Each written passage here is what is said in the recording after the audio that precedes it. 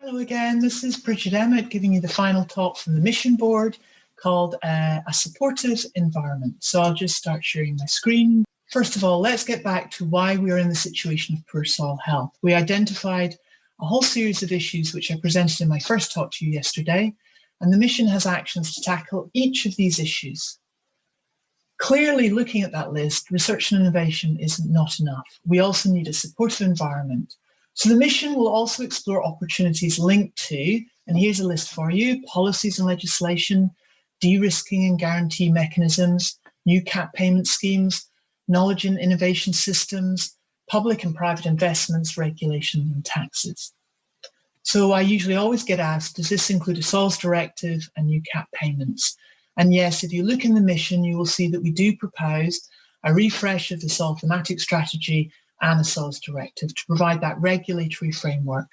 We also suggest new cap payment schemes to reward effectively practices that improve and restore soil health. But please do go and read the document because it's much more than these two things, although we all tend to focus on them, as we do go beyond agricultural systems, which is what the focus of the cap is, and we also focus on more than public incentives to include business and private investment, and also critically education and engagement.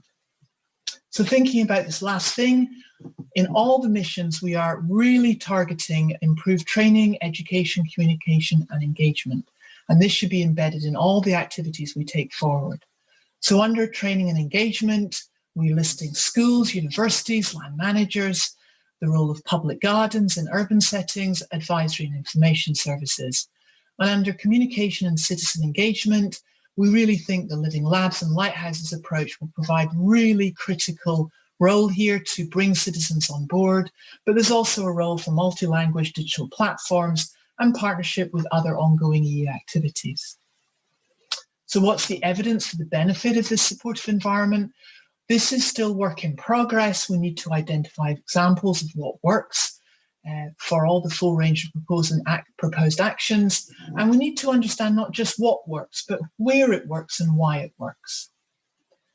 How will we know if we are successful? We have to track indicators of success.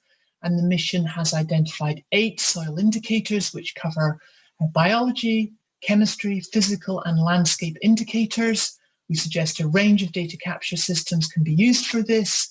And then we suggest that we need to agree thresholds to define when a soil is unhealthy or not. And we need to develop protocols to do this. Finally, we just emphasize that this approach is no more than is already in place for air, water and biodiversity. So, and whilst we work on establishing these new member state and EU level soil monitoring programs, there are already some in progress, such as SUCCES, and some countries have them. And we think these should continue because they're already providing us with that evidence of what we know is currently indicating soil degradation, and that is essential that keeps going whilst we develop these new approaches. So the mission highlights the central role of soil health for the other missions and many other EU targets relating to food, people, nature and climate. And I encourage you to go and look at that. It does really show how soil is embedded and underpins so many more activities that the EU wants to take forward.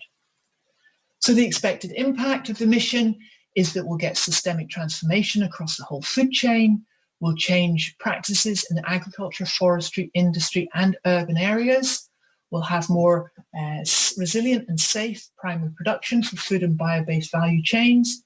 We'll increase awareness of consumers and society as a whole, and we'll have a reduced global footprint. So thank you and questions. And just finally, a reminder of those useful links where you can find a lot more information.